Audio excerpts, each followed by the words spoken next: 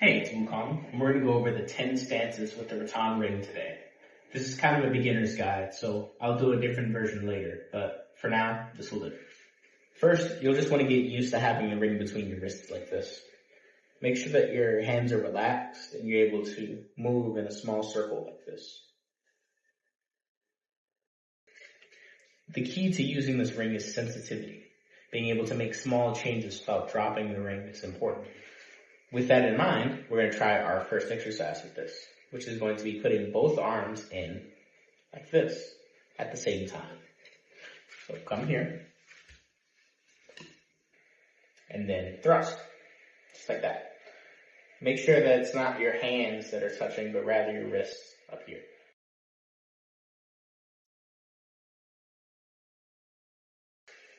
Now, after you do that, you're going to transition to an outside hand position.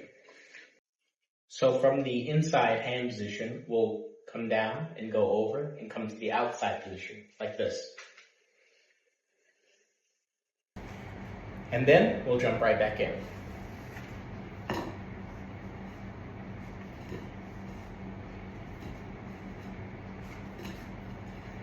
Learning how to make this transition while relaxed is part of the process, so be patient with it. Another exercise that we're going to do is just a punch, a straightforward punch like this. You're gonna grip the ring like this. Right?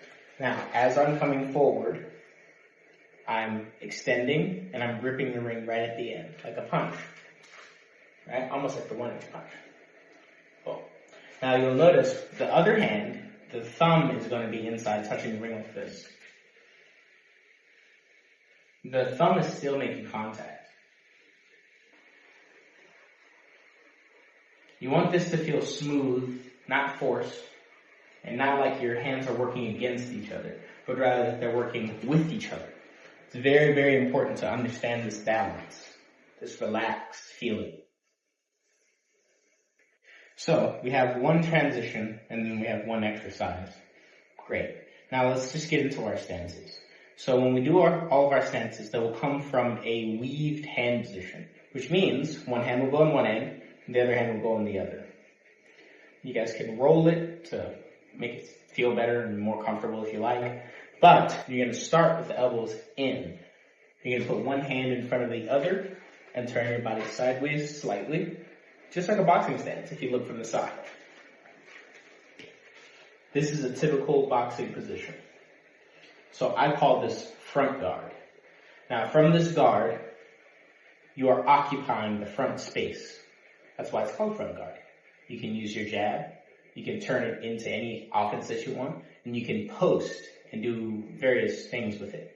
Your rear hand is near your head and operating as the defensive function. So while you're occupying and you're establishing offense and offensive defense, jabs and things like that that disrupt the opponent's offense, your right hand is right here.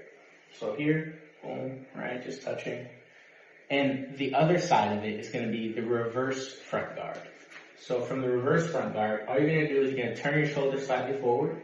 And I'm going to roll my hand forward, boom, just like this. So it's still a front guard because you're occupying the front space. You're just using the rear hand to do it, and you're turning your shoulders slightly to do it.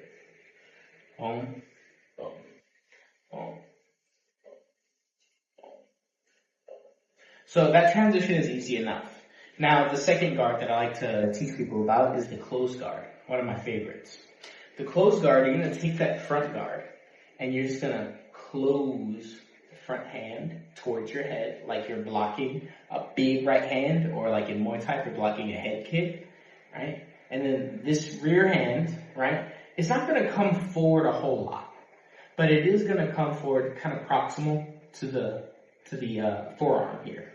Okay, so front guard, I'm going to rotate just like this. Boom. You see I'm maintaining contact. It was a little sloppy here, but that's okay. I've still got my guard. And then I'm going to switch to the other side for reverse front guard.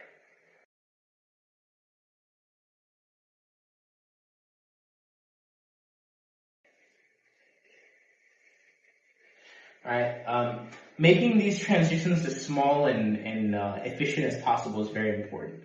Relax. Learn how to let the ring teach you what is needed for each movement. But as far as the stance goes, this is a great counterpunching stance. From here, you have a guard, and you're already stopping the jab. I'm occupying this front area. If they throw a jab, I already got it caught. If they throw a big right hand, I've already got it caught. It's almost like having a high guard, but the reason I don't enjoy high guard is because many people become inactive. They hold their hands here like a turtle, or they put their earmuffs on. And I don't even like the connotations of that. You put your earmuffs on, that means you're not even listening. Don't do that. So instead of a high guard, I chose to make the closed guard myself. It is just a high guard with one active hand. That's all it is. Look, high guard, one active hand. You'll see sometimes I'll call a closed guard in a fight because someone will have a high guard, but then when someone attacks, you'll see them catching. That's why it's defined a closed guard. It's just a high guard with an active hand. So here, right? Now, our next guard, we're going to actually do the binding guard. I learned this one from examining Wing Chun, the Bong Tao, I believe, is this arm position, right? I'm sure the height of the camera isn't showing it properly, but I'm not raising my arm way above my shoulder here. But if I come down here, you can see, boom. It's kind of right here in front of me. Boom. You'll recognize that position in a lot of martial arts films. If you watch Ip Man, you'll see, them do this. The reason I like this position is because when you're at zone 2 or combination punch range, you can touch their guard and trigger different things from the opponent. Now, if they're offensive, okay, cool. You can kind of push this forward and stop them a little bit, depending on the fighter, depending on what they're throwing. You can bring it into a shell guard. We'll talk about that later, right? Or if they don't do anything, now you can run a whole combination, right? Boom, you see how my hands are already ready to turn, boom, into an uppercut, into a hook, right? Into a body shot. Boom. That's one of my favorite combinations, but really my favorite combination is whatever's open, right? So here, boom, boom. Now, the reverse, same thing. All you do is turn and come over with this one instead, right? Here, here. There's a variety of options in this position as well. So keep that in mind when you're watching fights and see what's available to you and what you like.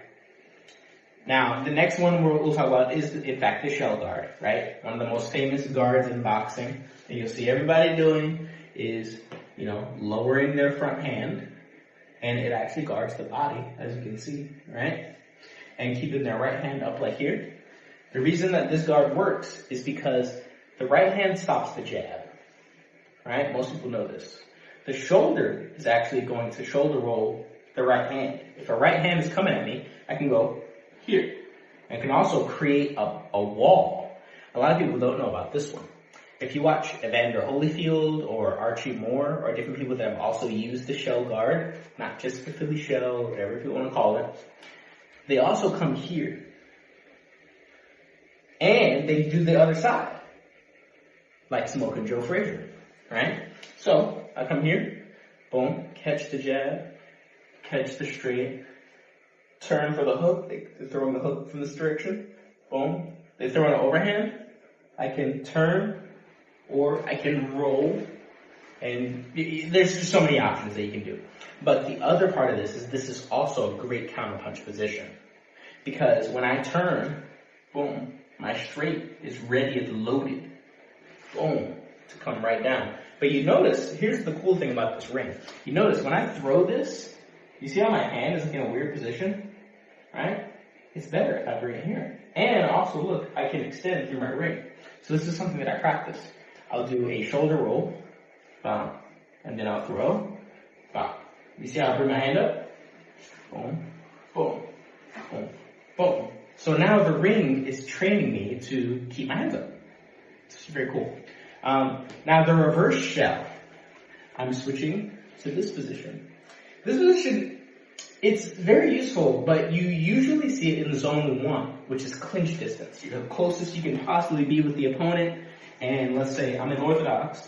If you notice, by the way, all these reverse stances, I didn't switch my feet. They're from orthodox stance. And then you're going to do them all from the southpaw stance. Keep that in mind.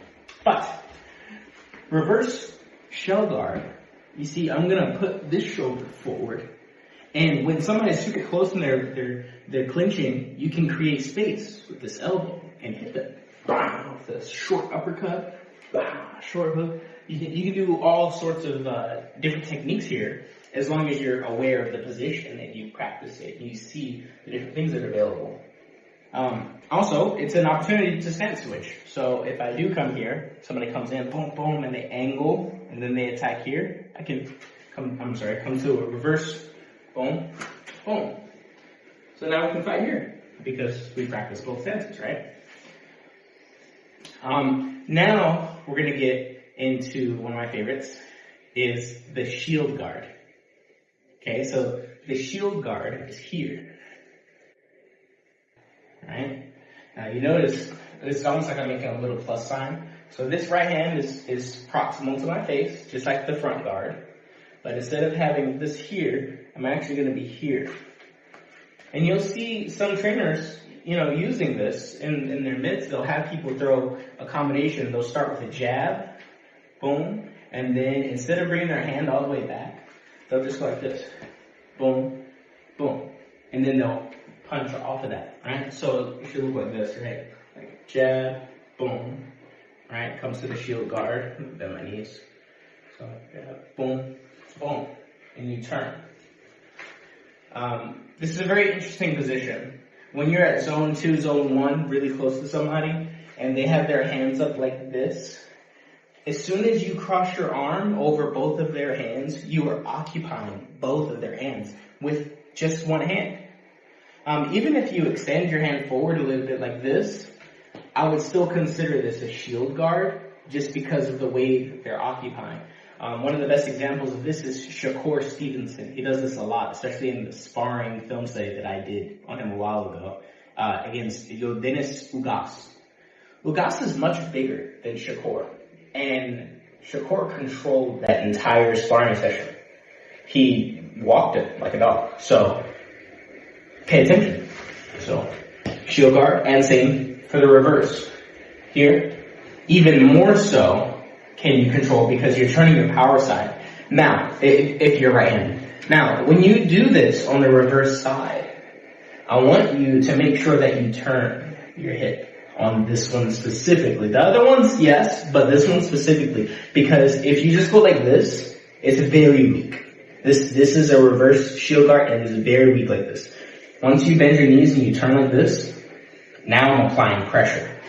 That's kind of the whole point of the shield, right? If you're wearing a shield, you can use it to block things, but you can also pressure and then hit from around the shield and do different things from it. So, boom, boom, reverse. Right? So that's our, it's our 10 senses, right? Front guard, reverse, that's 2. Close guard, reverse, that's 3, 4. Right? Binding, reverse, that's 5 and 6. Alright, then we have shell, 7, 8, and then binding. I'm sorry, shield, 9, 10.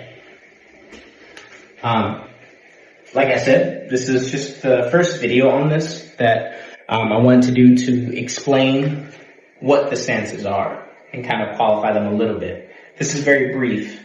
I'm finishing my book on this, and my book contains all of the basics of my system. We call them Kihon, which is Japanese for basics. So just Kihon, the basics of boxing. And in that book, I have a qualification of the 10 stances, examples of film studies to use, how to, work out, how to build your program.